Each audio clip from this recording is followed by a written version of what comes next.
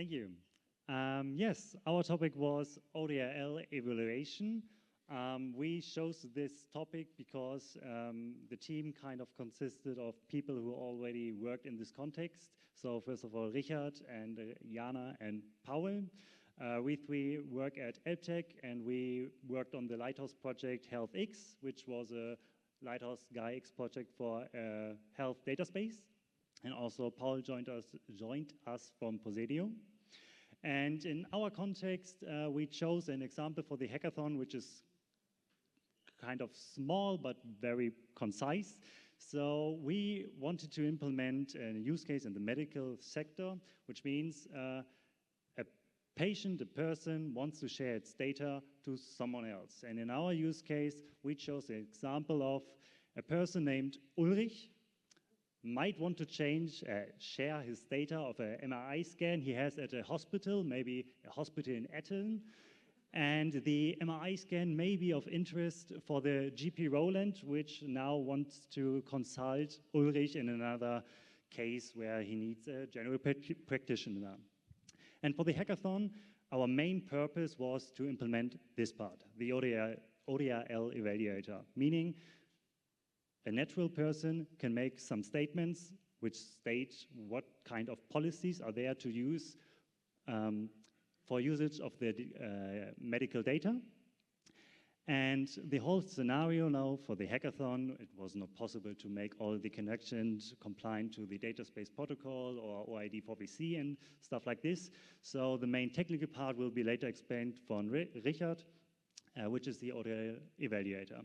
So now again, we have a live demo also prepared, which will be a use case where the natural person can make an ODRL statement and can put some constraint in there, which will be a time constraint, and also what kind of credential the data consumer, in this case the general practitioner Roland, has to provide to get access to the, for the data. So we will switch to the live demo.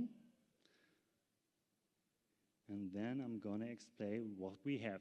So we called it ODRL with Sparkles. Sparkles is a technical term for querying the ODRL statements and also the verifiable credentials. And now we are on the ODRL creator, which is like the screen to make the ODRL statement. So in this case, we already know the kind of data target the natural person has, so this is not interesting for this formula. But now we will make an example where we say, okay, we make a time constraint. The general practitioner Roland can access the data, but only to the 7th of May, which was last week. So hopefully, if we make the ODRL statement, which is represented here, where we see the date constraint, and now we send it to the hospital. Okay, the hospital, the data holder, now has the ODRL statement from the person who owns the data and says, okay, I want to share my data. Yes, it's already now in the hospital. And now the data consumer side, which is the general practitioner in our example, has to provide its identity. Obviously, in a data space, you just don't put a string with the did web. You send a credential which is signed with a signature from the certificate, and you get the identity out of the certificate the request is signed with. But for the hackathon purpose, we just put in a string from the did web. And now if we request the data, hopefully we shouldn't get access because the constraint was, okay, only until last week. So we make a new statement now, we correct it. We make a new ODRL policy which says, okay, you can exit to the 30th of May. And we send again to the hospital got it perfectly. And now we try again to access the data. Okay, we are saying we are roland.health, the did web. And this time we are lucky we get the MRI scan, so the general practitioner can now help the patient to kind of evaluate what is going on. And this was now an example where the natural person already knows which person accessed the data. So Ulrich and Roland were in a meeting and he said, okay, you can access my data. But sometimes you just want to make an offer that someone with the right credentials can access my data. which means we create a data product and define who can exit it.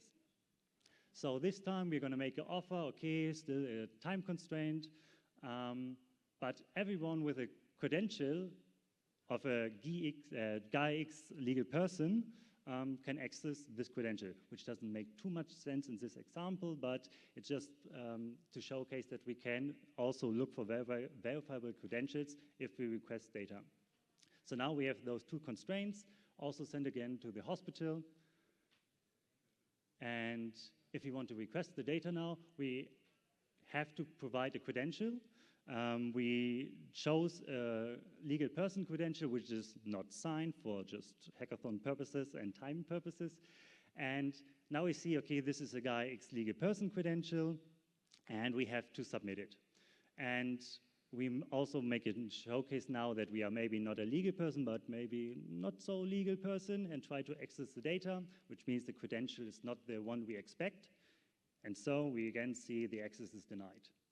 So if the credential is perfectly aligned with the Gaia-X ontology and the legal person, we try to access again the data, and now again we can already again access the health data. And I will give over to Richard now, who will explain the technical part and why we chose to do a new implementation of ODRL evaluation. Thank you, Tom. I'll just say a couple words to the end, keep it short. If you think this looks fancy, this is just like a fancy front-end demo. It is actually not.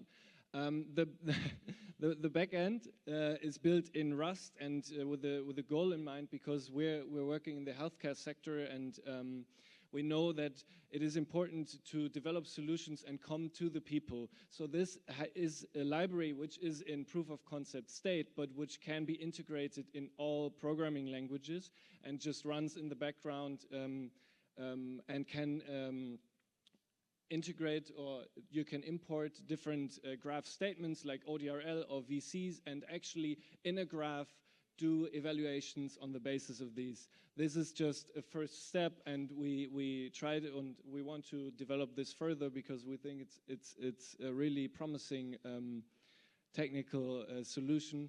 But yeah, this is the state right now, and we're happy that that we could convince you for this and get the prize here. Thank you, everybody.